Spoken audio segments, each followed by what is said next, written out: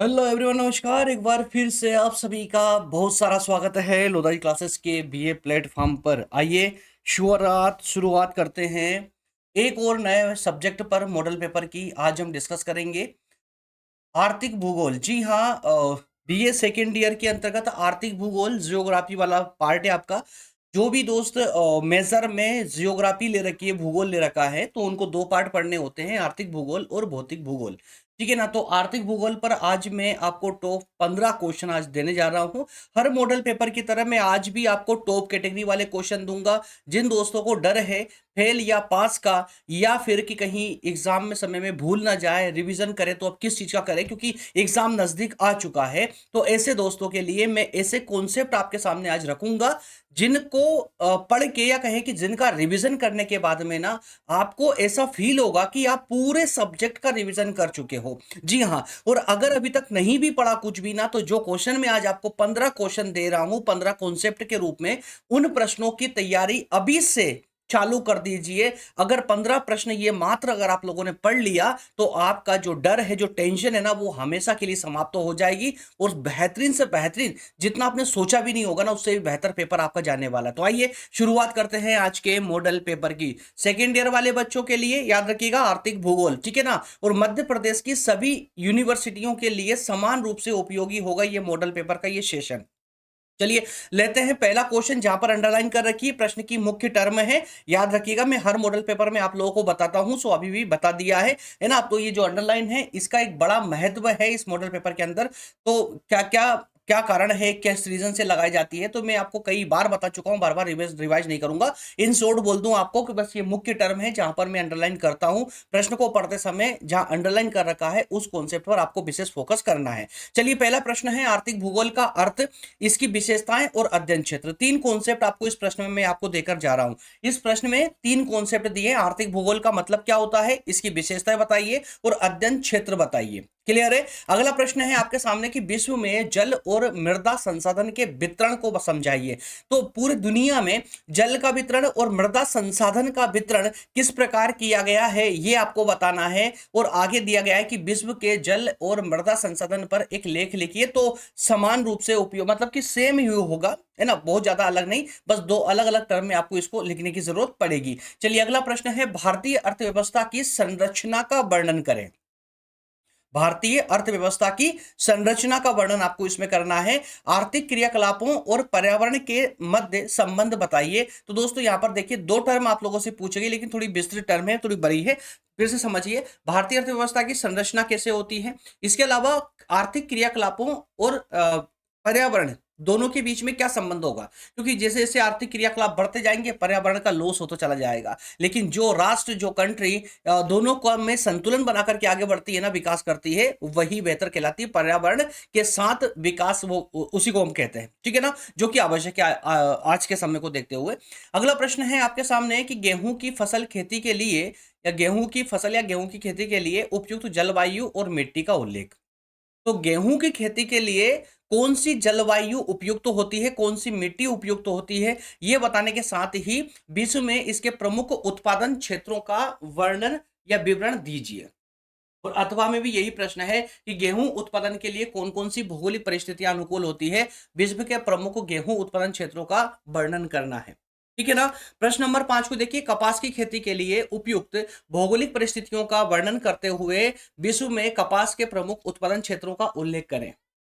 ये 5 प्रश्न आपके कंप्लीट हो चुके हैं। जिन दोस्तों को स्क्रीनशॉट लेना है स्क्रीनशॉट ले ले, जिनको नोट डाउन करना है वीडियो को रोक करके और नोट डाउन कर लीजिए। ठीक है, चलिए आगे बढ़ते हैं, अगला क्वेश्चन लेते हैं। अगला प्रश्न है समुद्री संसाधनों और जैविक यानी जीवीय संसाधनों के महत्व, उपयोग और संरक्षण के बारे में लिखना है। अथवा में है कि मत्स्य और समुद्री खेती, जैसे कि जैविक जो खेती होती है ना, जैविक खेती या जीवीय खेती, इसको मत्स्य और समुद्री खेती के रूप में जानते हैं। इसका महत्व और उपयोग आपको बताना है।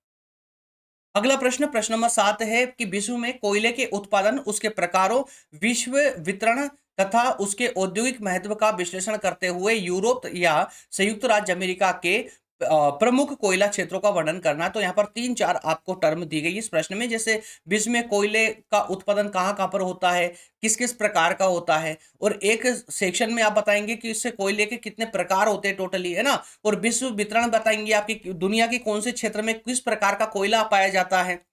और यहाँ पर यूरोप या अमेरिका में, है ना, कोयले का क्षेत्र कौन-कौन से क्षेत्र पाए जाते हैं, किस प्रकार के कोयले का उत्पादन वहाँ पर होता है, ये सब बताना होगा। प्रश्न नंबर 8 है, जल विद्युत शक्ति के विकास के लिए आवश्यक भौगोलिक कारकों की विवेचना कीजिए तथा विश्व में जल विद्युत के महत्व, उत्पादन और वितरण का वर्णन कीजिए। क्लियर है?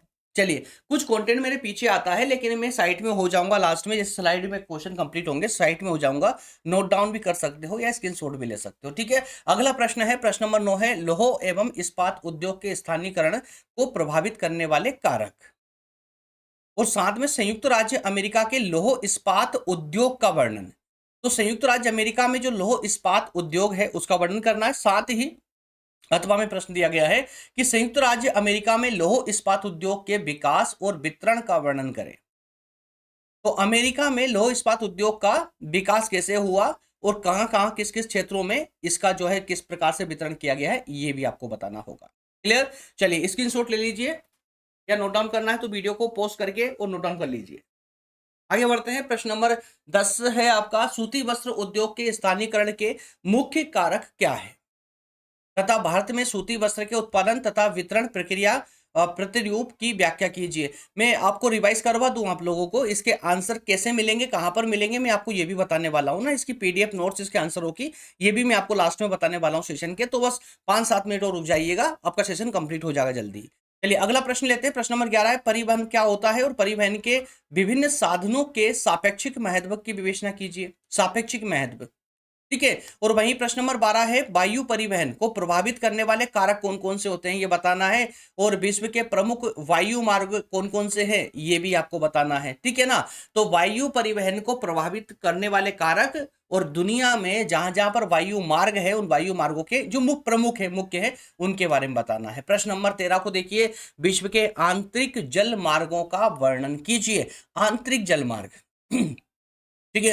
अथवा में है, सागरीय परिवहन में स्वेज और पनामा नहर की भूमिका क्या है ये बताइए। लेकिन वर्तमान को देखते हुए ये स्वेज और पनामा नहर बहुत ज्यादा महत्वपूर्ण हो जाते हैं, ठीक है ना। चलिए आगे बढ़ते हैं।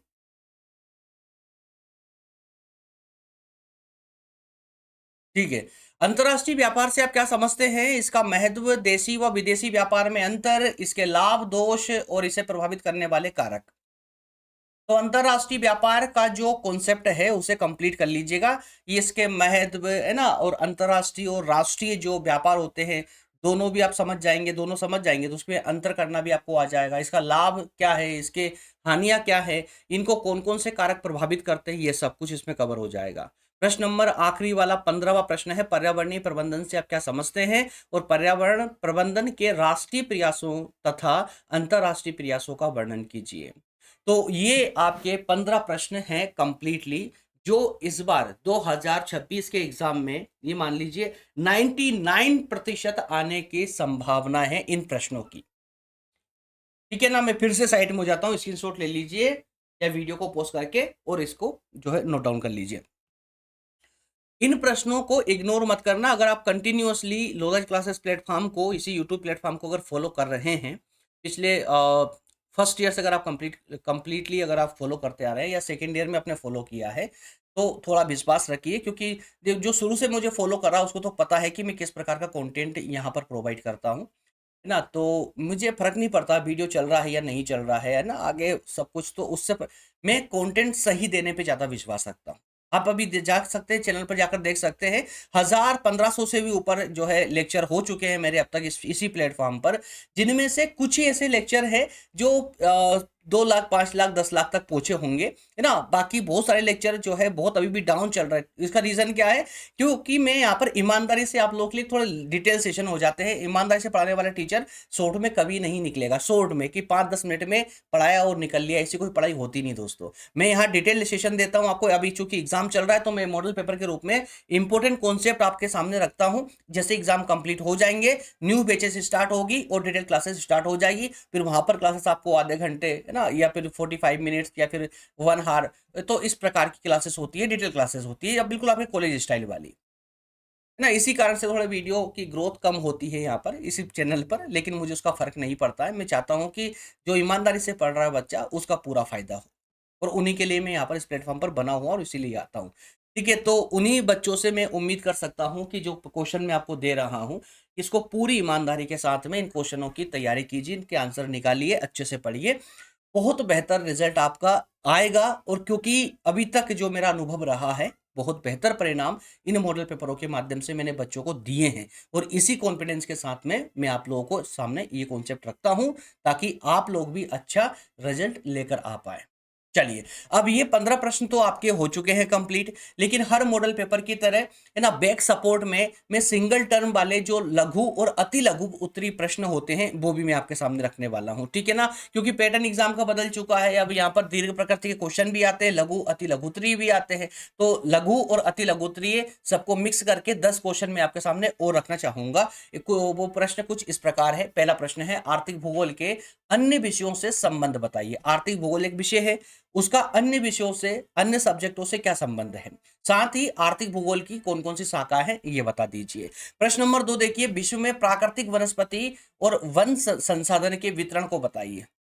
प्रश्न नंबर 3, गन्ना उत्पन्न करने की दशाओं और विश्व में गन्ना उत्पादन क्षेत्रों का विवरण दीजिए। प्रश्न नंबर 4 है, प्राकृतिक रबड़ के उत्पादन के लिए आवश्यक भौगोलिक दशाओं का वर्णन और विश्व में उसके प्रमुख उत्पादक क्षेत्र जो हैं उनके बारे में बताना है आपको। प्रश्न नंबर 5 है, विश्व में लौह अयस्क के खनन तथा उत्पादन का विवरण दीजिए। प्रश्न नंबर 6 में देखेंगे आप, विश्व में मैग्नीज और बॉक्साइड के उत्पादन तथा वितरण को बताइए।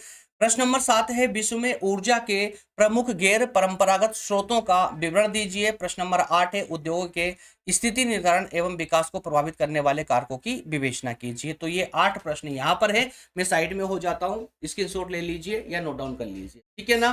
प्रश्नों को इग्नोर मत करना दोस्त, बड़ी मेहनत से क्वेश्चन निकाल करके लाता हूँ मैं आप लोगों के लिए, काफी टाइम लगता है, काफी समय लगता है।